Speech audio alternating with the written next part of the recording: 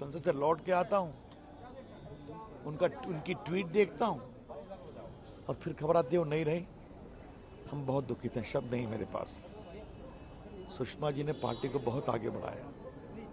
एक नेता, एक प्रशासक, एक प्रखर सांसद, एक अलौकिक वक्ता हर जगह सीखते थे। आज मेरे पास शब्द नहीं है। आदरणीय सुषमा जी हम सबके बीच में नहीं रही हैं। यह दुखद घड़ी न ही सिर्फ पार्टी के लिए बल्कि तमाम देश के लिए एक बहुत ही दुखद घटना है।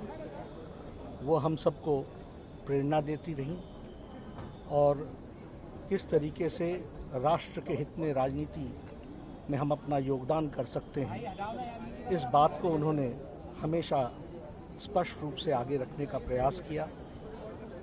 आज उनका जो अंतिम ट्वीट है वह भी हम सबको बताता है कि किस तरीके से भावनात्मक रूप से वह देश की सेवा में जुटी रही।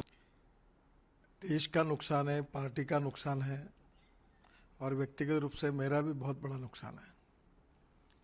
सुषमा जी भारतीय राजनीति में ऐसी एक महिला थी कि उन्होंने चाल चलन व्यवहार और चरित्र से एक आदर्श भारतीय नारी की प्रतिमा भारतीय राजनीति में दी। विशेष रूप से इमरजेंसी के बाद उनका राजनीतिक उदय हुआ और उसके बाद में वो लगातार उस समय भारतीय जनता पार्टी की स्थापना से भारतीय जनता पार्टी के विस्तार में उनका बहुत बड़ा योगदान रहा। मैं जब पार्टी का अध्यक्ष था तो एक बड़े बहन के रूप में लगातार मुझे मार्गदर्शन करती थी, मेरी चिंता करती थी। पूरे परिवार को मेरी तरफ से संवेदना भी देना चाहूँगा।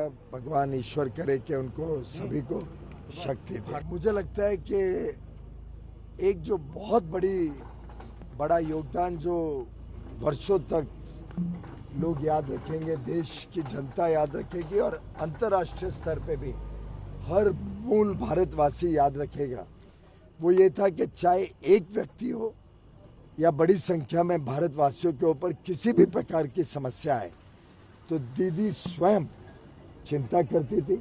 रात भर बैठ के चाहे एक नर्स को लौटने की क्यों ना